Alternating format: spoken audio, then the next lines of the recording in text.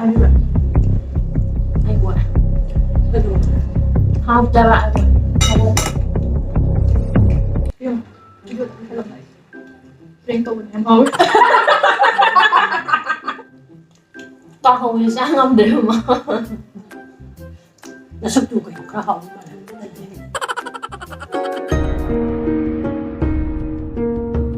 Hi everyone! Welcome! Ado, may welcome kay tap na nga kasi di Welcome! Matagi dito Ado, may nga shigi video se Ako'y mamada mo pang tog si Heidi ba Kaya na nga nung kita kayang thonge mamana So thonge irole ako'y plan sina. We are gonna prank her Oh, prank ka din ba ko? Heidi, may injang se man thong se Houte Dum Heidi niya pa mas hawri yung sin Oh, after what chat ba? Okay, let's walk Kung may reaction yin kita ba? Ano niya, ado mayam na yung minarse sibo di karta pero ko rin hello ko tawag ko ado mayam ay video se hawdrikanda ko channel sa subscribe to jubo ragadi please subscribe to biro mo aduga nung sunungay niya dun likes to aduga video se marak thatna ay mayam da PR package ama ut ke ba hairi unbox pud ay taw thokre adum zo pic pagi ado sigi pot se Senfi brand do aduna thabira pane ba ko Senfi se khoi gi woman sizing gi da yamna related oi ba products nga ta adum kaini sembo khotpa brand oi bane ado sigi mukoi tharpa pot ahum je kai kaino har kanda sigi Senfi intimate lightening serum se si se ama yaure then topasina Senfi gi brightening intimate scrub hai akoi gi asigina scrub tawna ngai ne atuga mathangi sina Senfi brightening back and bum cream back ka bum ga gi cream oi doine lightening gi si homse ne moi thabire ise ado kai gumba Senfi se ma amda use tawninga ga di adum ai description ta magi link ka do hapam ge ado Senfi se si homse ai try tawra ga di ha adum nungai nungai ti ha ke do sigi back and bum sibudi na hamu mama nga thar ki be ai use ti tawe ba ko adum hadi nung di nungai po to oi ado Senfi je ayam boloi mak nungai my products kai se dum am try to bio ado video sa horase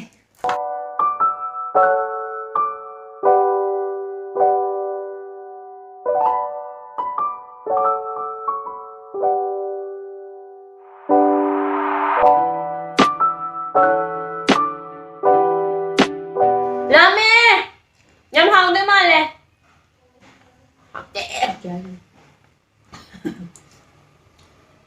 hai chị có tập nào phải tập nào bộ môn tài á Xí cái dẹp trâu yang gì à Ya ya Yaman cái này Manipuri Yan. Hello everyone. mayang kasi di mukbang ko Mamaga. ado nga tao ba thong bane hairo ma Nga tao kizay. Tổng thùng bên nè Iwan bên nè Người đi ngã căng hồng nè ma thong sa banga tani kan soi ga Sai dagi sila ka thong eh. Sida char sila. chabi rasi Xong phút tía này hồng irom phan chabi Ay, meron na.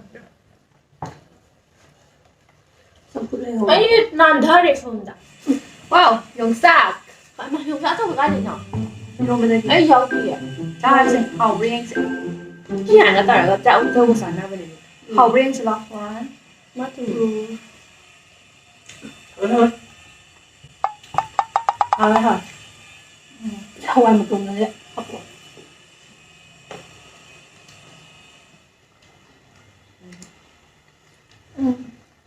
Sao ba? không rõ Không ăn một tuần thì thật sọc cho Ay, sa sa iyo mo sa ba lo di ron.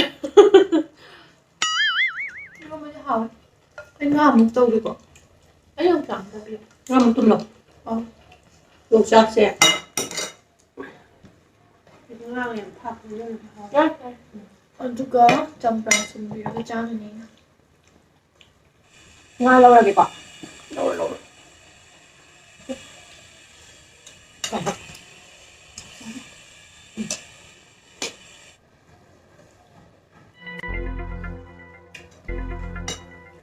Luộc sạch rồi, cái luộc sạch Người điện xong rồi có phải hay kiểu em Cái đâu kìa? Nó còn Lên gì các bạn nó thì phần tông cha gì Baka chaga ni tayo. Tayo mahayo to. 그냥 여기 놔둬봐. Kayong tawag. 진짜. Hindi yaka. Yot mo naman ha.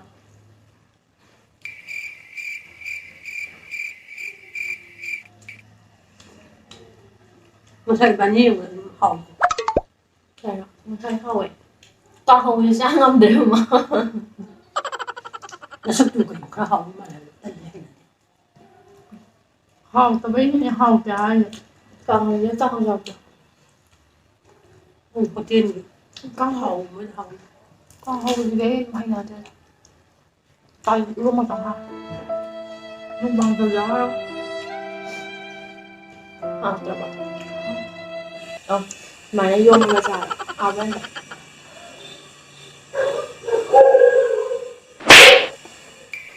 Hậu đấy. Hậu ấy nó thì tới. Hao ba niya.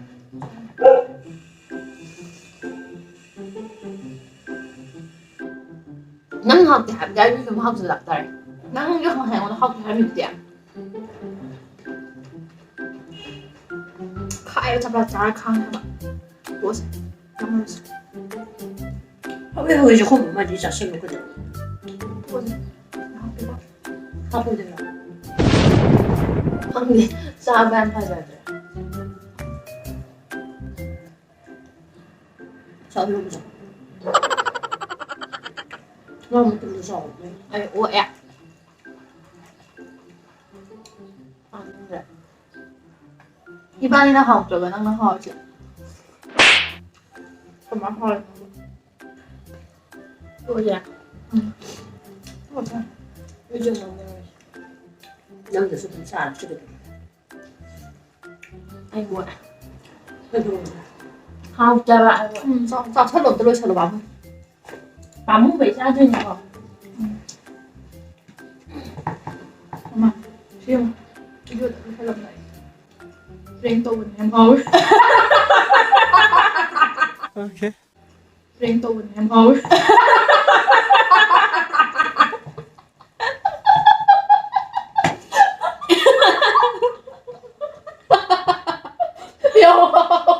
Ấy năm giờ này nó có rất rồi. Nhưng Hảo này thêm Hao rồi. Hao thì hao ra chứ không phải đi rồi đừng có thầy Hồng Quốc. Giờ luôn mà trầu cho hao. ý. Anh đi xa rồi hả bạn? Nang isa yam yami cái tàu gì thế? Rồi hình dạng đó hao ra mầm như nè. Sao tôi thu nó đuổi cho nè. Mà sao mà sao? Hao. Yam hảo. Cây khai ly mà. Ấy khăn rồi đi. À cái nó đi. Cha xa bên này nè. Nhưng mà thằng nó học nó mang được khăn. Hao ấy.แต่บอกว่าน้าเฮาแต่แบบพอหน่วยแต่บอกว่าเฮากับเราแบบไอ้กันยังนั่งnasakto tayo yung mga idol di how eh Anh ngang cái lầu ra kìa. oh although I think I fast lang Rồi nên tôi although may mga si kasi direct mukbang din natin just break to wag ini although may mga si ay nang sa habit to video sa nyo ngayon Prank oi đấy hả bạn? although nga siya decide alo siya lagi video sa mathang prank mayam tawrani fast Oh. although may nga siya video sa alo siya bye bye love you all